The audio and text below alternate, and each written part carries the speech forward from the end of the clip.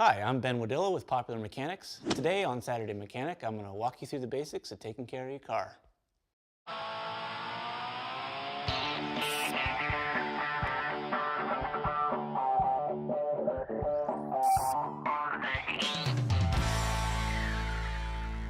All right, now we're going to check all the car's vital fluids. Well, most of them are vital, some of them aren't. We're going to start with our power steering fluid. This is basically hydraulics, so you want to check to make sure that we're in between this min and max level here, and looks like we're fine. Now we're going to move over here to our windshield washer fluid. Pop that open and pull a little screen out. Take a look down in there. That one looks good. This one holds a heck of a lot, over a gallon. Check the coolant level here, and you can see here we've got a minimum and a maximum level. Just needs to be within that range, and it is on this car. We also want to check, poke your nose in there, you don't want to see it cloudy or any oil in there. If you see that, you've got bigger problems. But we're fine for this car. Next thing we're going to check is the brake fluid. It's generally somewhere around where your feet are in the car. So pull that off. This one's going to be hard to see, so I need to lean way over and take a peek. And that one's good. Now, if you have to add brake fluid, make sure that you open a brand new bottle for that. You can't let brake fluid opened sit around for very long. Max that you can have it is about 3 weeks, otherwise it starts to go bad. I'm going to check our oil now. These are some of the hardest to find occasionally. So, like anything in your car, you check the owner's manual to get an idea where it's at. It looks like this is A, a little low, and B, getting kind of dirty. This last oil change was about 7,000 miles ago, so we're due for an oil fill. 7,500 miles is where we're recommended for an oil change with this car, so we'll change the oil on this one, do that one a little bit later. We're going to keep going though up here and check the air filter. To get to that, you need to take this cover off here and pull this snorkel off. Cars are all different, so like I keep saying, check your owner's manual on how to do it. This one you have to do some clips on the side, and these are generally a joy to get to, every last one of them.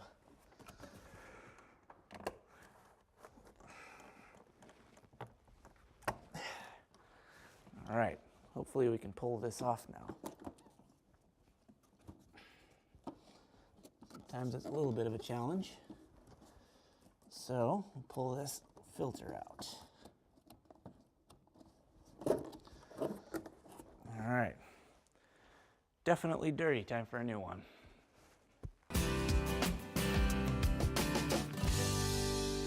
We got our new filter, it's time to put it in. So we'll slide this under. Might be a little bit of a fight to get it in, but it shouldn't be that bad.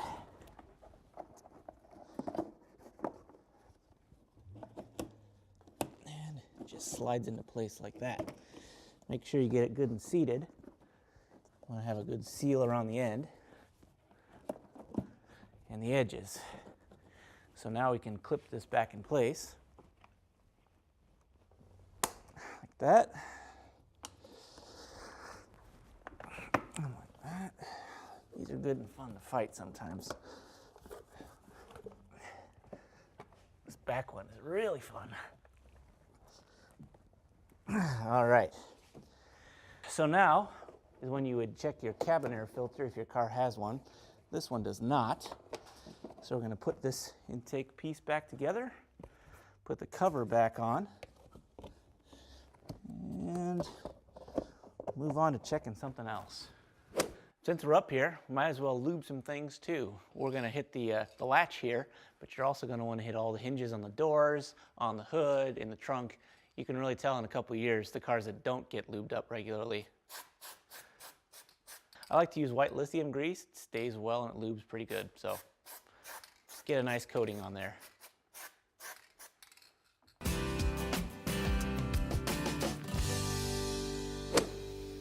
All right, next thing we're going to do is check the tire pressure. We're going to use this digital pressure gauge. We found these to be pretty accurate. There's also a stick type. You can use either one. It's just as easy as pressing it on This tire is right at 35 psi. You're going to want to consult your owner's manual for the proper pressure. Most of the time they're 35 psi. You're also going to want to check the tires when they're dead cold, so you get the proper reading.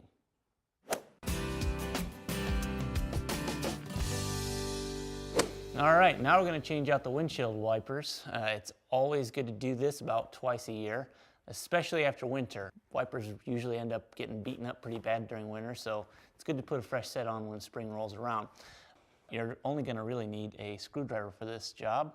And you know, actually these are all a little bit different, so sometimes it'll take a little bit of finagling to figure out. This one, you pop this tab here and pull this out, and then the whole thing sort of comes apart. Just like that. Set that aside, and this old clip is going to get junked. We don't need that anymore. All right, since we've got the old wiper off, we can put the new one on now. And that's pretty easy too. Since it's got this hook, you're going to want to put the hook end in through the wiper, bend this piece down, this little connector, push it through, and then circle back around. And when you hear it click, you're set. Just move on to the other side. All right, that's pretty much it for the first part of this basic maintenance segment. We got everything wrapped up top. For the next segment, we're going to look underneath, and we're also going to change the oil. Don't forget, if you have any comments or questions, leave them in the section below. You might get a call from us.